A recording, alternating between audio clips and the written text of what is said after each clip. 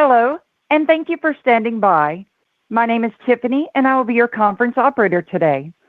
At this time, I would like to welcome everyone to the Oracle Corporation Q2 FY26 earnings call. All lines have been placed on mute to prevent any background noise. After the speaker's remarks, there will be a question-and-answer session. If you would like to ask a question during that time, simply press star, then the number 1 on your telephone keypad. I would now like to turn the call over to Ken Bond, Head of Investor Relations. Sir, please go ahead. Thank you, Tiffany. Good afternoon, everyone, and welcome to Oracle's second quarter fiscal year 2026 earnings conference call. On the call today are Chairman and Chief Technology Officer Larry Ellison, Chief Executive Officer Mike Sicilia, Chief Executive Officer Clay McGuirk, and Principal Financial Officer Doug Kehring. A copy of the press release and financial tables, which includes a GAAP to non-GAAP reconciliation, other supplemental financial information, and a list of many customers who purchased Oracle Cloud Services or went live on Oracle Cloud recently, will be available from our Investor Relations website. As a reminder, today's discussion will include forward-looking statements, and we will discuss some important factors relating to our business. These forward-looking statements are also subject to risks and uncertainties that may cause actual results to differ materially from statements being made today. As a result, we caution you from placing undue reliance on these forward-looking statements, and we encourage you to review our most recent reports, including our 10-K and 10-Q and any applicable amendments. And finally, we're not obligating ourselves to revise our results or these financial-looking statements. Before taking questions, we'll begin with a few prepared remarks, and I'm now turning the call over to Mike. No, it's actually to me, Ken. Appreciate it. This is Doug. As it relates to the numbers we are about to present, the following apply to both the results for Q2 and to our guidance for Q3. First, we'll be discussing our financials using constant currency growth rates, as this is how we manage the business. Second, we'll be presenting our numbers on a non-GAAP basis, except where we indicate otherwise. Finally, as it relates to currency, it had a 1% positive impact on revenue and 3 cents positive impact on earnings in Q2. For Q3, assuming currency exchange rates remain the same as they are now, currency should have a 2 to 3% positive effect on revenue and have a 6 cents positive effect on EPS, depending on rounding. In terms of the results for Q2, we had another excellent quarter of execution. Remaining performance obligations, or RPO, ended the quarter at $523.3 billion, up 433% from last year and up $68 billion since the end of August, driven by contracts signed with Meta, NVIDIA, and others as we continue to diversify our customer backlog. RPO, expected to be recognized in the next 12 months, grew 40% year over year, compared with 25% last quarter and 21% last year. Total cloud revenue, which includes both applications and infrastructure, was up 33% at $8 billion, representing a significant acceleration from the 24% growth rate reported last year. Cloud revenue now accounts for half of Oracle's overall revenue. Cloud infrastructure revenue was $4.1 billion, up 66%, with GPU-related revenue growing 177%. Oracle's cloud infrastructure businesses continue to grow much faster than our competitors. Cloud database services revenue was up 30%, with autonomous database revenue up 43% and multi-cloud consumption up 817%. Cloud applications revenue was $3.9 billion and up 11%.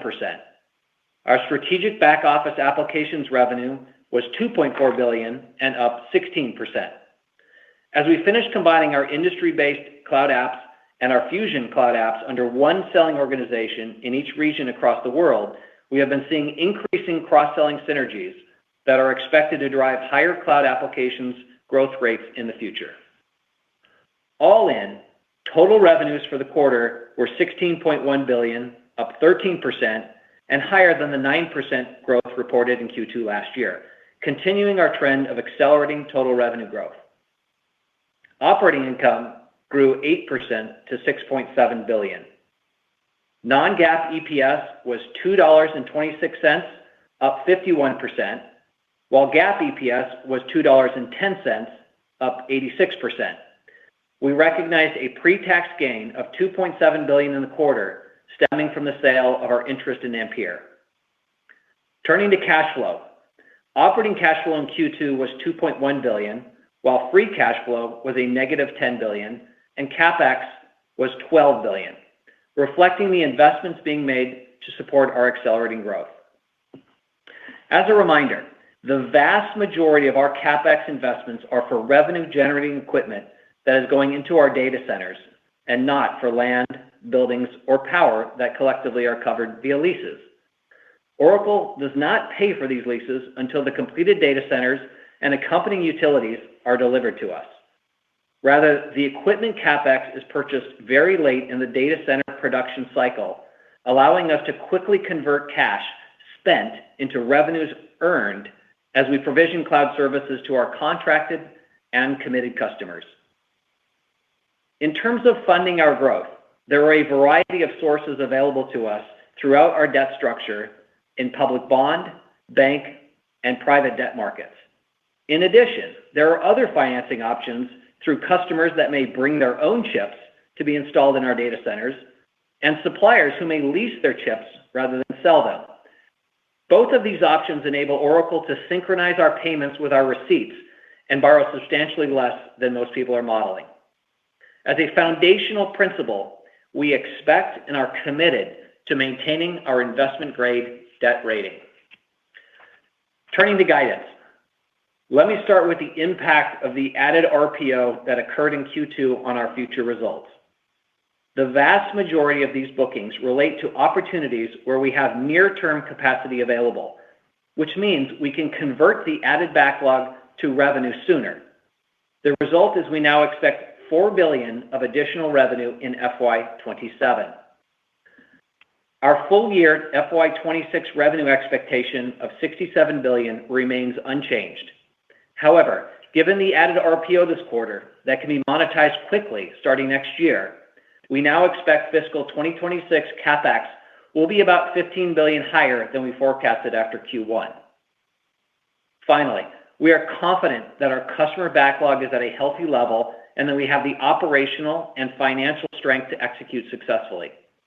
While we continue to experience significant and unprecedented demand for our cloud services, we will pursue further business expansion only when it meets our profitability requirements and the capital is available on favorable terms.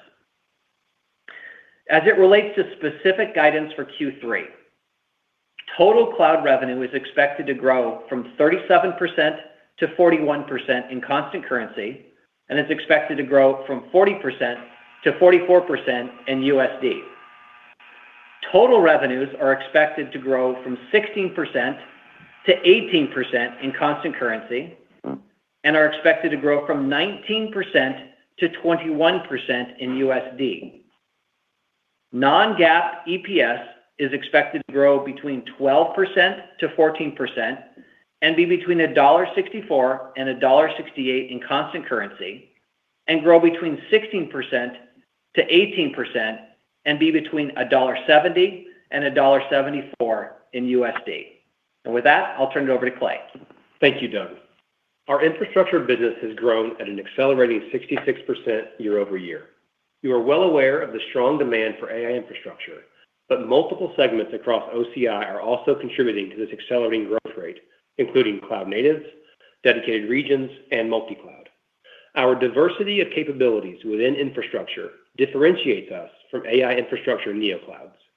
Our unique combination of infrastructure and applications differentiates us from other hyperscalers. We have ambitious, achievable goals for capacity delivery worldwide. OCI now operates 147 live customer-facing regions with 64 more regions planned. In the last quarter, we handed over close to 400 megawatts of data center capacity to our customers. We also delivered 50% more GPU capacity this quarter than Q1. Our supercluster in Abilene, Texas is on track with more than 96,000 NVIDIA Grace Blackwell GB200s delivered. We also began delivering AMD MI355 capacity to customers this quarter. Our pace of capacity delivery continues to accelerate. We continue to see strong demand for AI infrastructure across training and inferencing. We follow a very rigorous process before accepting customer contracts. This process ensures that we have all the necessary ingredients to deliver to customer success at margins that make sense for our business. We analyze land and power for data center buildings, component supply, including GPUs, network gear, and optics, labor costs for all phases of construction and low voltage work, engineering capacity to design, build, and operate, revenue and profitability, and capital investments required. Only when all these components come together do we accept customer contracts, having the confidence we can deliver on schedule with the highest quality. As Doug said, this quarter we contracted for an additional $68 billion of RPO. These contracts will quickly add revenue and margin to our infrastructure business. We continue to carefully evaluate all future infrastructure investments, investing only when we have alignment across all necessary components to ensure profitable delivery for our customers. The holiday season is peak period for many of our retail and consumer customers. It is our responsibility at OCI to deliver the most secure, highest performance, and highest availability infrastructure to support these customers at the scale they need. Uber has now surpassed 3 million cores on OCI, powering their highest traffic ever this Halloween. Temu scaled to nearly 1 million cores for Black Friday and Cyber Monday. In addition, we also supported thousands of other customers across our retail and other applications through their largest and most successful holiday period yet. OCI is constantly expanding in features and services. We recently launched Acceleron, delivering enhanced networking to all OCI customers, and other services like our AI agent service. However, we cannot deliver everything ourselves, and we rely on our rapidly expanding partner community to provide the best experience on OCI. We added new AI models from Google, OpenAI, and xAI to ensure our customers have the latest and greatest AI capabilities. Our marketplace consumption has grown 89% year over year, powered by partners like Broadcom and Palo Alto. Those same partners drive OCI consumption by building their SaaS businesses on OCI. Palo Alto released their SASE and Prisma Access platform on OCI, and Cybereason and Newfold Digital continue to scale their businesses rapidly. These partnerships make our ecosystem richer, which helps our customers, and that growth translates directly into more OCI growth as our partners build their solutions on our infrastructure. Oracle Database Services see increasing demand across all clouds. Multi-cloud database consumption has increased 817% year over year. We launched 11 multi-cloud regions this quarter, bringing us to 45 regions live across AWS, Azure, and GCP, with 27 more planned over the next months.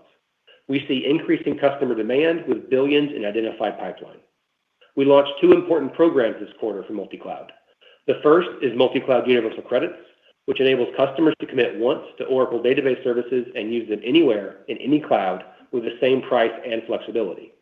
The second is our Multi-Cloud Channel Reseller Program, which enables customers to procure Oracle Database Services through their preferred channel partners.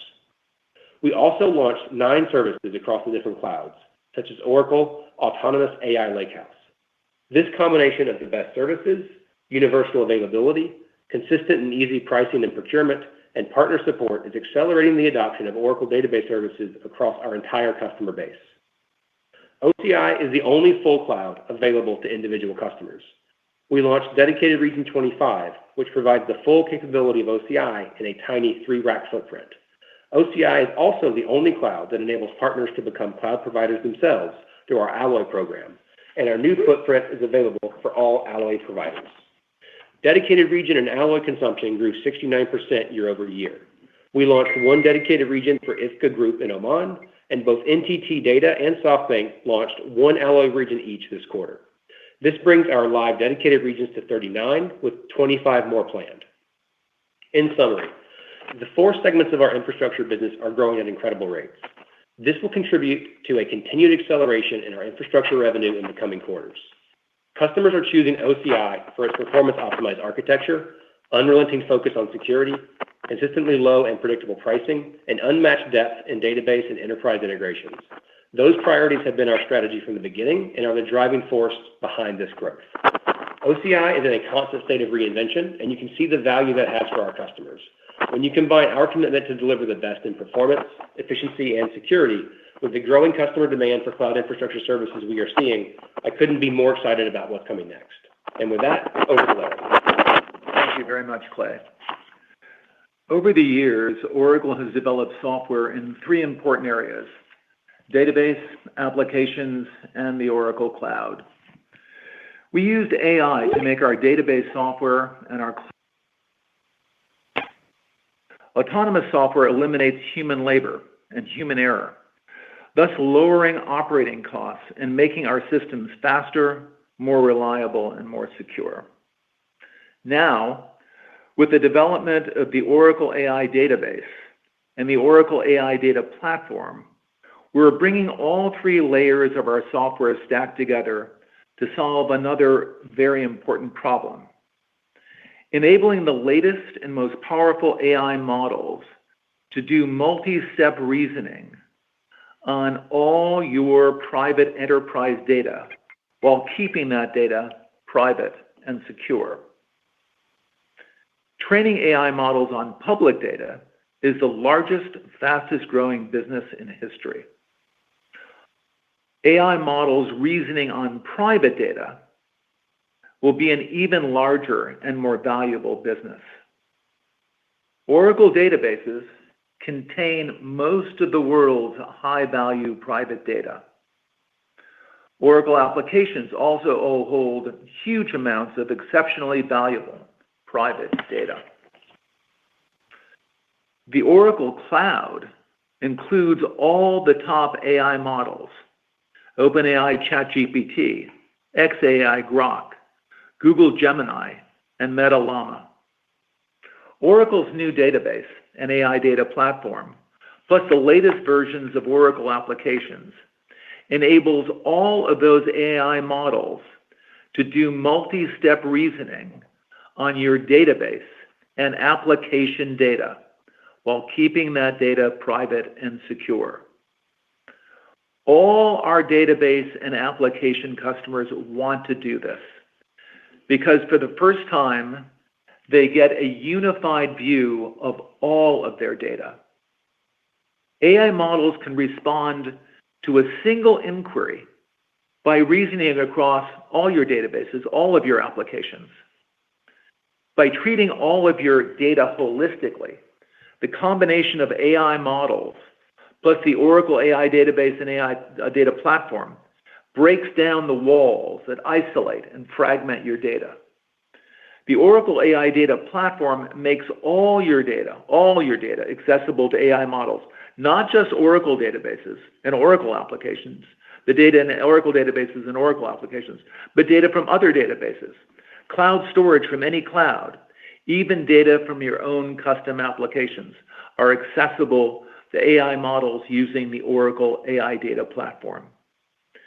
Using our AI Data Platform, you can unify all your data and reason on all of your data using the very latest AI models. This is the key to finally unlocking all the value in all your data. Very soon, through the lens of AI, you will be able to see everything happening in your business as it happens. Mike, over to you. Thanks, Larry. As Doug shared, the total revenue growth up 13% in constant dollars. I think it's worth noting that that's 3 consecutive quarters now where total revenue growth has been in double digits. So a solid quarter, and we see even better days ahead of us. So let me break down a few of the numbers a bit further, and I'll do so all in constant currency. Cloud applications revenue was up 11%, and that brings us to about a $16 billion annualized run rate. Within that, Fusion ERP up 17%, Fusion SCM up 18%, Fusion HCM up 14%, NetSuite grew by 13%, Fusion CX is up 12%. In our industry clouds, specifically hospitality, construction, retail, banking, restaurants, local governments, and communications all combined, we're up 21% in the quarter. So big growth rates on a big base. In our healthcare business, we now have 274 customers live in production on our clinical AI agent, and that number continues to rise daily. Also in healthcare, Our brand new AI-based ambulatory EHR is generally available, and it has received U.S. regulatory approval. And finally, in healthcare, in Q3, we expect both our bookings and our revenue to accelerate materially. So overall, cloud apps were up 11% on a bigger base. This is very meaningful because we see this business as continuing to accelerate going forward. We achieved this growth while we also undertook a major Salesforce reorg in many regions throughout the world. And this is something we've been talking about for many years, and that is the synergies between our back office applications and our industry applications. We're seeing more and more deals where our industry apps are pulling Fusion or the Fusion apps are pulling the industry apps. And as a result of seeing more and more deals, we're also seeing larger deals with more components. So recently, we combined our industry application sales team and our Fusion sales teams into a single selling organization. This enables our sellers to have more strategic one Oracle conversations with our customers to sell higher and to sell more. And then when you think about our very large install base of on-premise application customers, these strategic conversations are driving upgrades. And you've heard us say before, just moving a customer to the cloud results in a 3 to 5x annual revenue lift compared to the support revenue. Now, on top of all of that, top of the Salesforce, the one Oracle go-to-market motions, the industry suites, think about combining our AI data platform with this unmatched suite of applications. This creates an incredibly unique opportunity for our customers to gain value very quickly from enterprise-grade AI. The combination allows customers to unite the industry-leading foundational models with company-specific proprietary data, as Larry mentioned, much of which comes from the Oracle applications. And of course, the AI data platform also ties in non-Oracle applications, competitive data sources like MongoDB or Snowflake, object stores, and even complete bespoke unstructured data. So we think this allows our customers to very easily build enterprise lakehouses, AI agents, and applications that leverage built-in, not bolted on, but built-in AI to transform their business. So just to repeat, AI, of course, is a great OCI play, but it's also a broader software play for Oracle. It's driving growth in our applications and our database businesses as well. Let me highlight a few key wins. In communications, the communications industry, Digital Bridge Holdings selected ERP and SCM. Etihad Salam Telecom, SCM. Motorola Solutions, ERP, SCM, and CX. Tim Brazil, who's the country of Brazil's 5G leader, just signed a new 5-year expansion to accelerate AI adoption and to transform customer experience at scale, all built on OCI. This 5-year deal was an extension of a partnership that began with Tim Brazil's full data center migration to OCI back in 2021. So they're now building AI agents that are powering real customer interactions, including the Conta agent, which compares bills for customers across months and explains variations automatically. Already in the pilot, 18% faster issue resolution with the AI agents built on OCI. Expecting even further improvements as the rollout continues. They've got 24 projects in motion. 7 of them are already in production in just a matter of months. 6 more launching soon, all enabled by a multi-cloud architecture with Oracle as the key AI infrastructure partner. Already, as a result of this initial rollout, customer satisfaction is up 16%, and call center flows are managing end-to-end with 90% accuracy, resulting in 30% faster services times for customers and a 15% fewer network failure interventions, all using predictive analytics and again, AI copilots built in OCI. So we are the AI engine for Tim Brazil to enable personalization at national scale. In financial services, CoreCivic selected ERP, SCM, and HCM. Prime Life Technologies, ERP. Jewelers Mutual Insurance, ERP. In public sector, the City of Costa Mesa, ERP, SCM, HCM. The United States Space Force, ERP, and HCM. The City of Santa Ana, ERP, SCM, and HCM. In the high-tech industry, SolarEdge Technologies, ERP, and SCM. Zscaler, ERP. Dropbox, ERP, and SCM. I could go on and on about these wins, but I think it gives you the flavor of just the sheer amount of multi-pillar wins and why it's so important that we have so many different options for customers in back office and front office. In terms of go lives, we had 330 cloud apps customer go lives this quarter. That's multiple go lives per day. Virgin Atlantic Airways went live in September on Fusion ERP and HCM and payroll. Broadridge just recently relaunched their Fusion ERP and EPM go live. LifePoint Health just went live on their third wave of Fusion ERP, SCM, and HCM. Saudi Telecom is live on Fusion SCM with ERP and HCM to follow soon. DocuSign is now live on Fusion Data Intelligence. Again, I could go on about the go lives with 330 of them in the quarter. Gives you a flavor of some of the really important go lives that we had recently. The cloud application deferred revenue is up 14%. That is higher than the cloud apps revenue growth of 11%. Just to reinforce my earlier statements that we expect continued apps growth acceleration. So a solid quarter across the board. We're on the back end of a sales reorg that was focused on unified selling across our applications portfolio. We're seeing a clear AI halo effect for our cloud applications, which is driving upgrades. Our AI data platform, combined with our applications, is an absolute conversation changer, and it brings the Oracle database and all of our applications into the center of the modern agentic enterprise. Looking ahead, we're executing well on a big and growing pipeline, and I expect revenue and earnings growth to accelerate off an even larger base. With that, Ken, I'll turn it back to you. Mike, Tiffany, if you could please poll the audience for questions. At this time, if you would like to ask a question, press star, then the number 1 on your telephone keypad. To withdraw your question, simply press star 1 again. We will pause for just a moment to compile the Q&A roster. Your first question comes from the line of Brad Zelnick with Deutsche Bank. Please go ahead. Thank you. Congratulations and a particular shout out to Mahesh and the team for standing up a massive amount of capacity in this quarter. My question is for Clay or maybe Doug. Oracle is clearly the destination of choice for the most sophisticated AI customers, but this is a far more capital intensive proposition, unlike any business Oracle's ever been in before. Very specifically, how much money does Oracle need to raise to fund its AI growth plans ahead? Thank you. Thanks for the question, Brad. This is Clay. So look, I'll answer that question in 2 parts. First, let me give you kind of the reason why it's hard to answer that question exactly. So the thing I think that a lot of people don't understand is that we actually have a lot of different options for how we go about delivering this capacity to customers.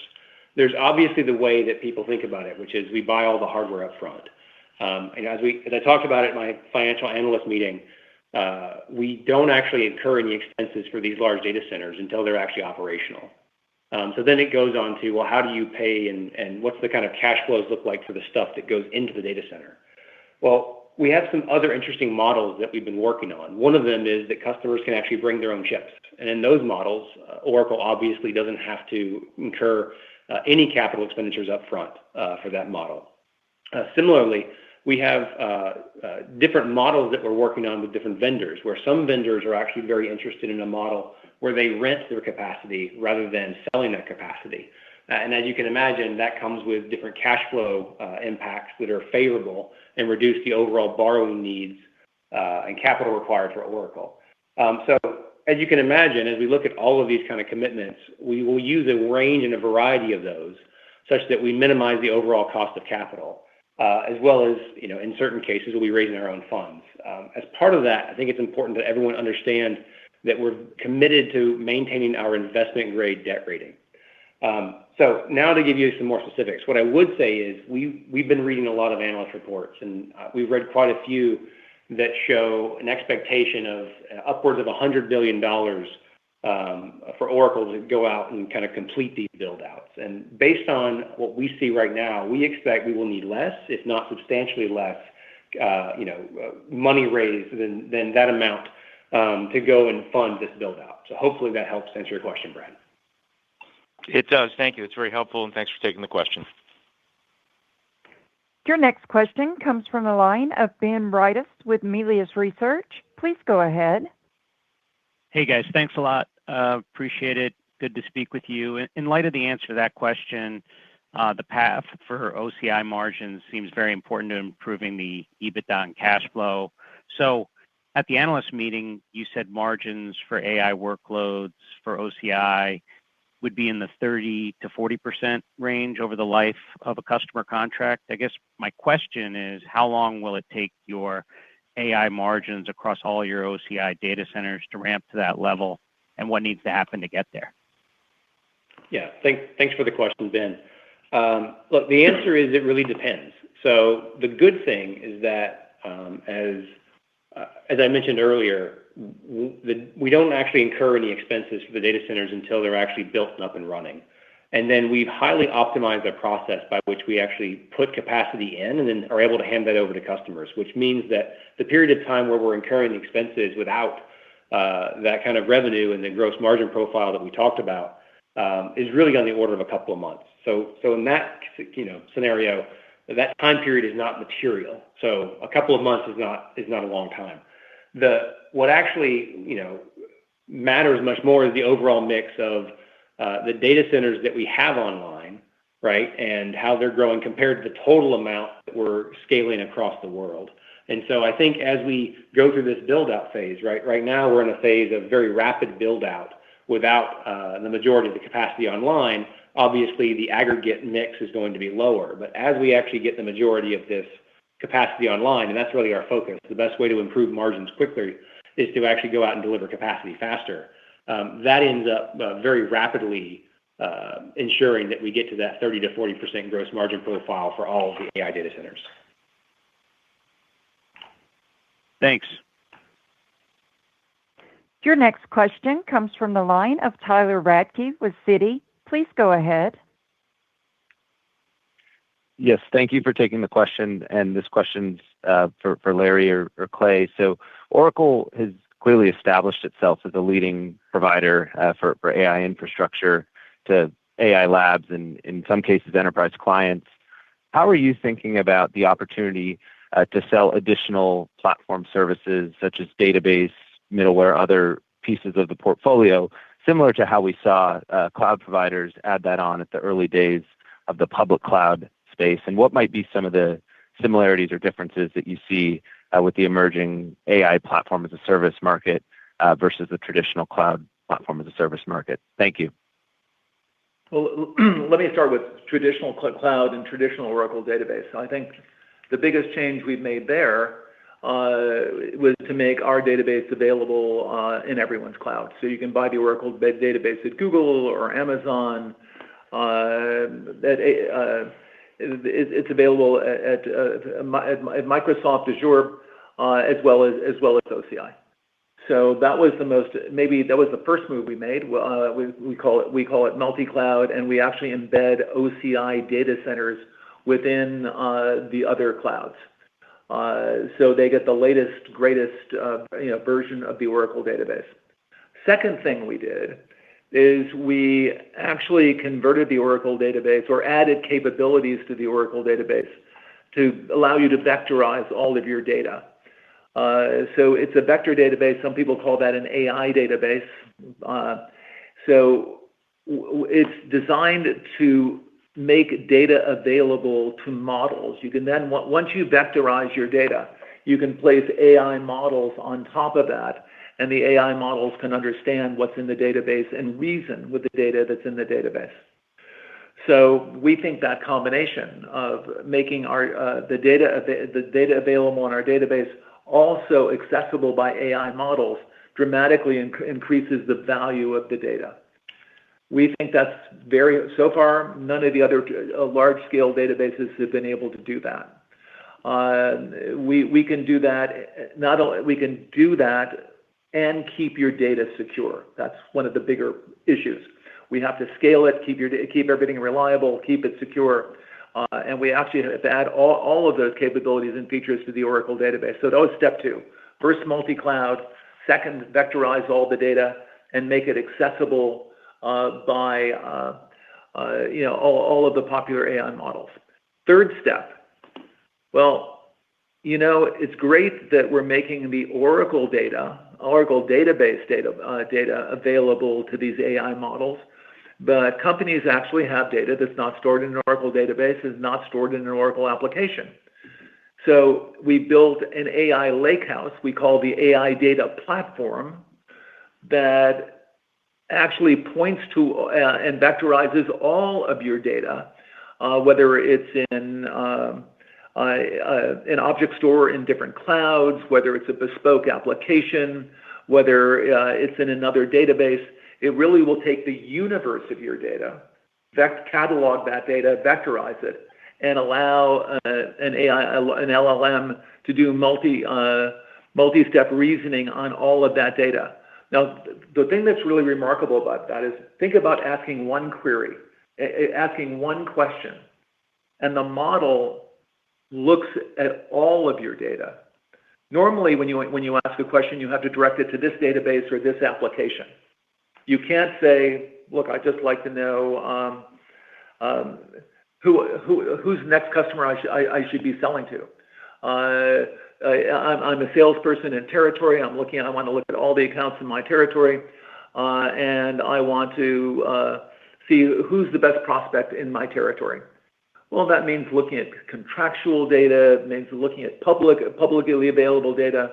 That means looking at our sales system, at our support system, all of these separate systems. Well, suddenly all of that data is unified. We take all of your data and unify it, so you can ask a single question, and the AI models can find the answer to that question, regardless of what data store it's in. That's really a unique proposition, and we think that thing is going to turbocharge the use of our database and the use of our cloud dramatically. Thank you. Your next question comes from the line of Brent Thill with Jefferies & Company. Please go ahead. Thanks. Question for Larry and Clay on the fungibility of your infrastructure. What would you have to do to convert a data center from one customer to another, such as if one of the larger customers was unable to pay? Yeah. Thanks, Brent. So I think the first thing to understand is that what we deliver for our AI infrastructure is exactly the same cloud that we deliver for all of our customers. We made specific choices at the beginning of OCI around bare metal virtualization and the way in which we do things like secure wipe of hardware, et cetera. But the reason I bring that up is that, take as an example, anyone right now with a credit card can show up and sign up for any one of those hundreds of regions that I talked about earlier, and you can spin up a bare metal computer in as quickly as a few minutes. And at the end of that, you can turn it off, and I will recycle that, and I can hand it to another customer, in less than an hour. And so when you ask the question of, well, how long does it take to transfer capacity from one customer to another, it's on the order of hours. And what actually I think is kind of a corollary to that question is well, then how long does it take customers to adopt it? And thankfully, we have a lot of experience getting more than 700 AI customers on our platform, including the vast majority of the large model providers already run on OCI. And when we give them capacity, they typically spin that capacity up in the order of 2 to 3 days. And so when I think about how long does it take for me to take capacity and hand it to another customer, it is not a laborious process. It is not a unique process. And something else I would say that I think a lot of people don't realize about our cloud is this is actually happening all the time. So, we have lots of customers that might sign up for a thousand of one type of GPU, and then they'll come back and say, well, actually, I'd like to get even more capacity somewhere else. Will you take this back? And we do that all day, every day. And we're constantly moving customers around and, adding aggregate net capacity. So we have the technology, we have a secure base from which to do that, and we also have a customer base of a lot of demand, such that whenever we find ourselves with capacity that's not being used, it very quickly gets allocated and provisioned.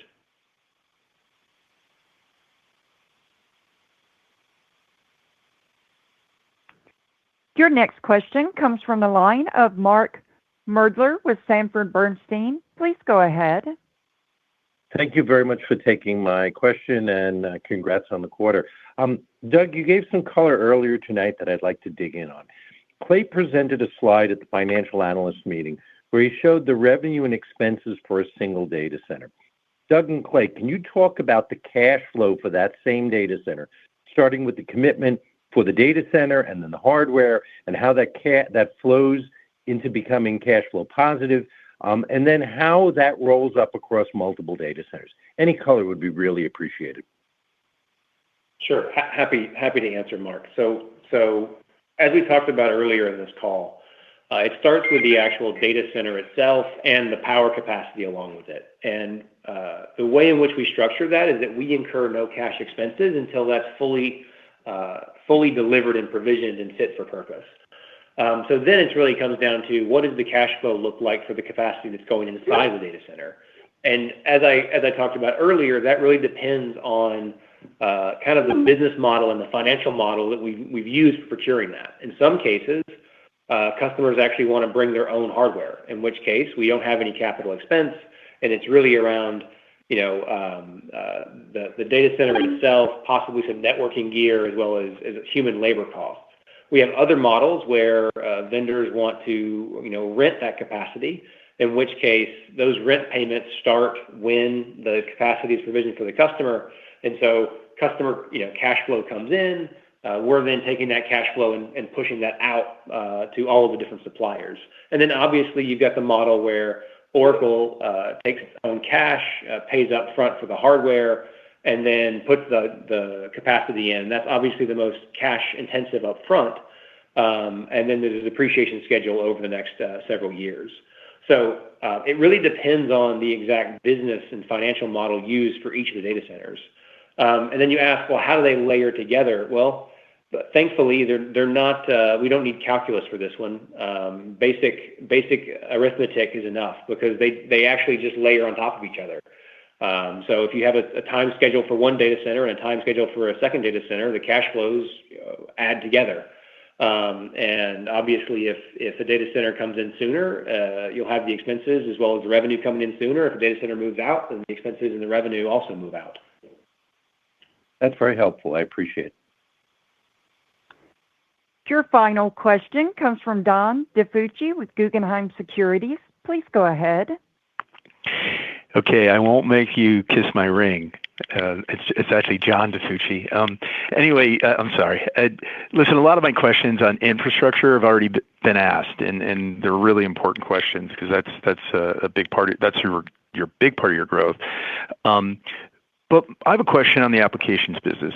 Mike, you said applications are going to accelerate this year.